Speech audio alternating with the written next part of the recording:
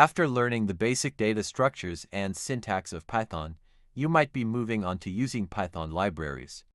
Libraries in Python are small packages you can install written by other members in the community to extend the basic functions in Python.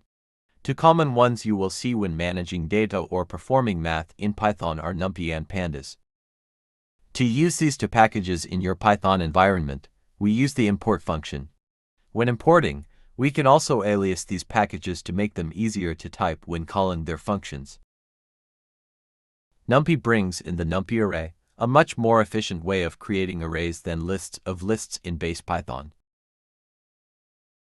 You create a NumPy array by providing a list, or a tuple for example. You can perform some basic arithmetic on these arrays as well. The other use for NumPy is for its random functions, which can generate based on multiple distribution types. Pandas brings in the dataframe object, which makes it easy to read and analyze large amounts of data. Pandas can read many different files to create the data frame.